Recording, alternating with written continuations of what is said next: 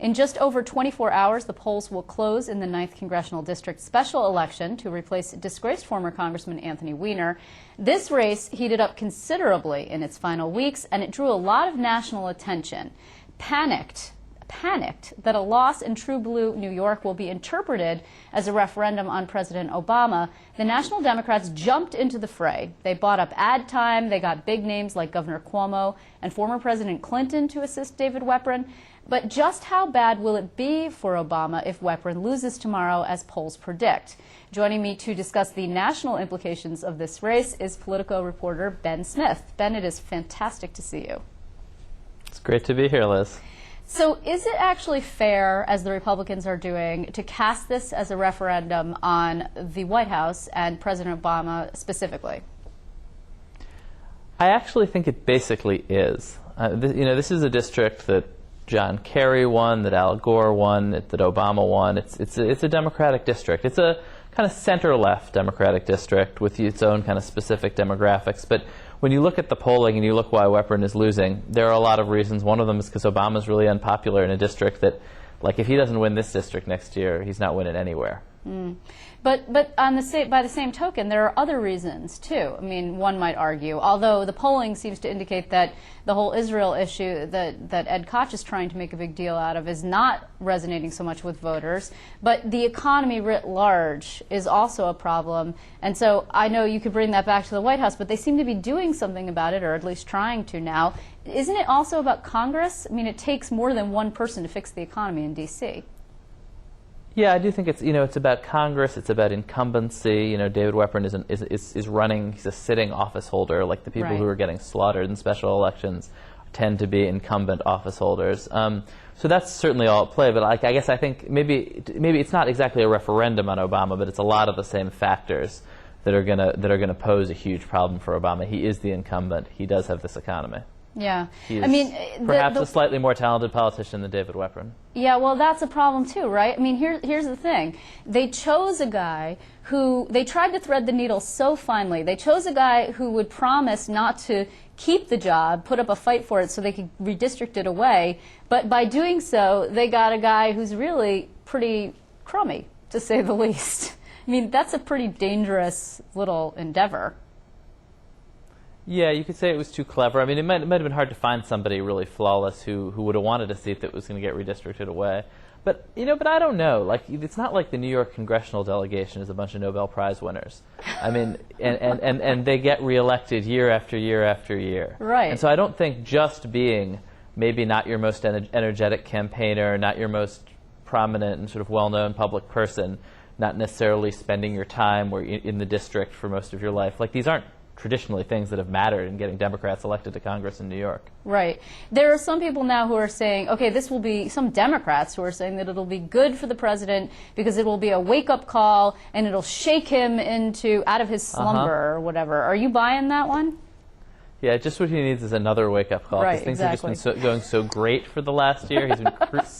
He's been slumbering along. No, I mean, that's crazy. I mean, I guess, no, it's very, I think it's bad both. It's bad for him because it's bad, but it's also bad because this is a moment when people are thinking about, should I run for Congress? Yeah. And if Weprin loses and Turner wins, a lot of strong Republicans are going to say, yeah, this is probably a pretty good year to give up my state Senate seat and take a flyer next year at a congressional run. And strong Democratic candidates are going to say, maybe not.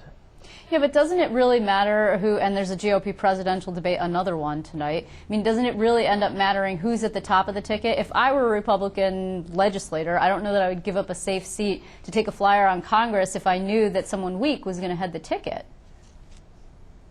Yeah, I do. Well, I mean, it's not so much about weakness, but I do think there's like a real regional aspect. If Rick Perry is at the top of the ticket and you are a Southern Republican running or if you're running in Texas, this is great news for you, and he's going to buoy the ticket and bring people out. I do think if you're running in the Northeast, I think members of Congress have said this sort of thing already. Like, I think they're probably a little concerned about Rick Perry on top of the ticket, and somebody who's just going to seem really foreign to a lot of people in New York. Yeah, particularly, and not the whole Northeast, really. I mean, New Hampshire, more importantly, perhaps.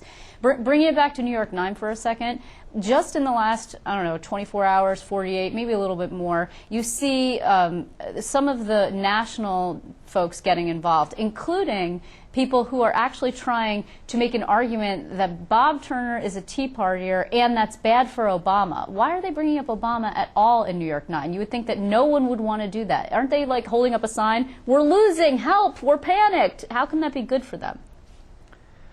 Well, you know, I mean, these special elections do not traditionally have a lot of people showing up. And if the Democrats can just manage to convince a few more people, and the people who vote most regularly in these districts are the like hardcore Democratic voters, union members. I mean, if they can just kind of scare a few more of those people to the poll in a low turnout race, you know, that could be enough. It's not like it's going to be a cross section of the whole district voting. Right. I mean, I think turnout is going to be terribly low. What are you hearing in terms of redistricting? What are people talking about in Washington? Is it on their radar screen, this race connected to redistricting in New York, or is that just something we're talking about here? That's just something we're talking about here, more or less, I think. I mean, like redistricting, it's I mean, not entirely, but I mean, I think there's a ton of different moving pieces with redistricting right now, and it's one of the many states where there could be big changes with a lot of consequences, but also a lot of different things hanging in the balance. I mean, Florida is the big one right now. A court just rejected a challenge to this like wholesale, incredibly vague redistricting referendum that passed there, where basically they said, you've got to be more fair this time, and that is all it says. And so it's inevitably going to wind up in the courts, like everything does in Florida. But so I think right all over the map right now, you know, people are kind of eyeing, both members of Congress who could lose their seats and kind of party leaders who are worried about the bigger map are eyeing it very nervously, but aren't sure how it's going to work out. To what extent, if at all, do you think that the National Democratic Party gets a black eye, not just locals? I mean, I know what's going to happen if, in fact, David Weprin loses, and we should say that we just don't know. I mean, the Democratic enrollment could eke it out for him. The unions could eke it out. But because now the DCCC, the DSCC, you know, some even a little bit of the Democratic National Party is now involved in this race, if they lose it, then doesn't that make people ask, are they really ready for a presidential reelect? Yeah, for sure. I mean, I think that, you know, I think they got in because there's no point pretending it wasn't going to matter. You got a safe seat in New York that you're going to lose, or a pretty safe seat. Right. I mean, there was just sort of no way to pretend it wasn't going to, you know, have some sort of meaning for the cycle. So that's why they're trying to win it. And if they lose it, they tried and they lost. Yeah. Yeah, bad. What did you think about the ad, the DCCC ad with the plane that buzzed the New York City skyline just before the September 11th 10th anniversary? I mean, you know, it seems like it was a miscalculation, right? I mean, I don't think it was a subliminal message. It seems like it was a screw up, which does happen in that business, right? Yeah, it does. It's just, I was surprised because the person who heads the DCCC is a guy named Steve Israel, and he's a New Yorker. I mean, I guess that's what I mean by saying these people are supposed to be professionals. This is supposed to be like the prime time of national politics, and yet you can't win a Brooklyn, Queens congressional seat in a Democrat-dominated race. I mean, that's a problem.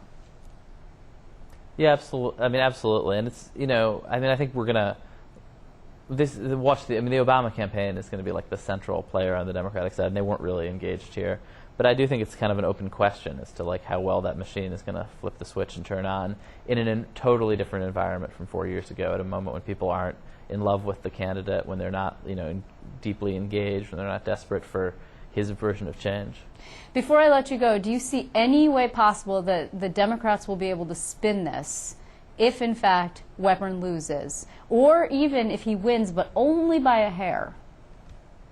That's kind of a fun challenge, right? Like, what do you say if you lose? Like, we never, I don't know. We didn't pick him. He wasn't our guy. Exactly. We left it up to the locals, and they bungled it. And New York, what are you going to do? I mean, that's the Martha Coakley excuse. I mean, but I think they kind of tried that one out with Martha Coakley. This has nothing to do with the national picture. She was a terrible candidate. That's it. I mean, I suspect that's some of what they'll say.